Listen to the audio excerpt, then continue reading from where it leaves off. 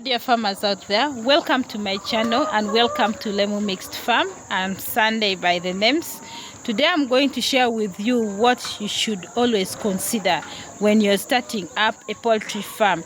This video is the best for those ones who would wish to start up a farm, a poultry farm, and yet they have not yet started. They are anxious.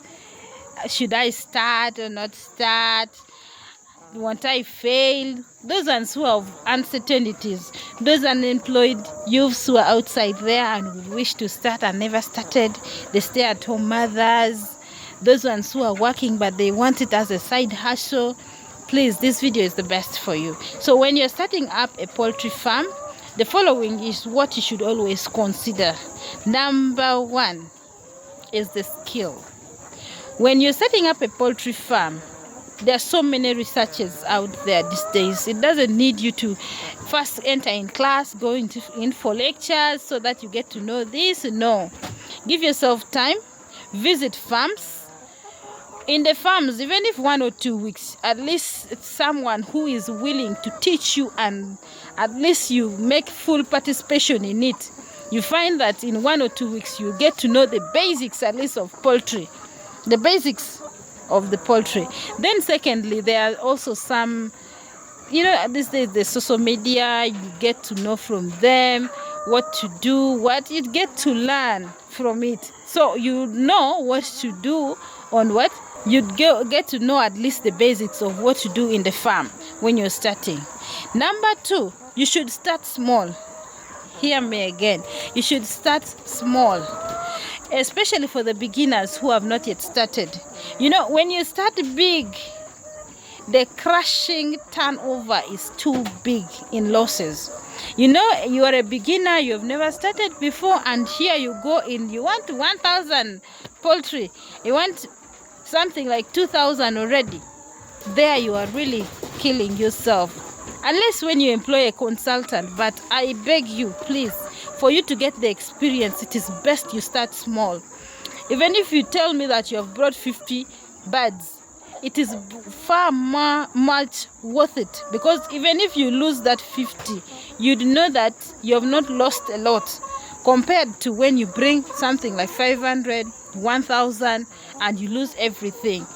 You are putting your money in drain. So when you're starting to learn something, you need to start small and do not go very fast, because this one has at least given me an opportunity.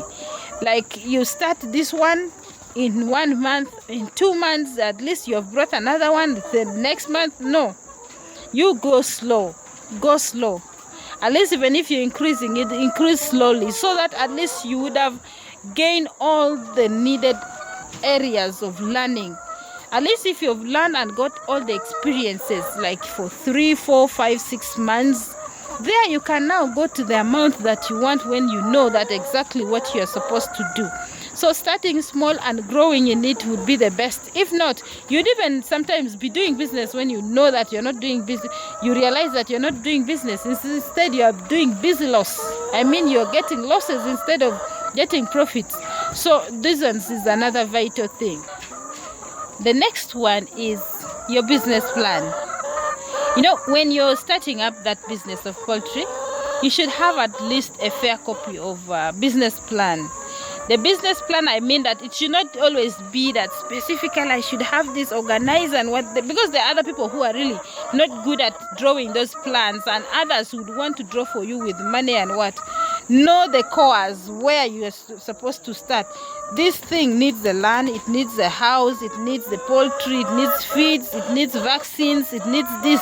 So all those plans should flow. Then your future plans, how you want to increase them in such a way you'd know the track where you're going. You'd know where you are leading, from which side to which side. Am I going in the right track? Those plans will help you know exactly where you are going. And it also helps you know where to collect your resources. I mean, the capital, where you're going to start, how much expenses do you need if I bring this and what. All those plans will help you, guide you to know exactly where you are going. Number 4, you should have your records. Record in the poultry farm is very vital, because here you're doing business. You should record every steps of expenditure that you do.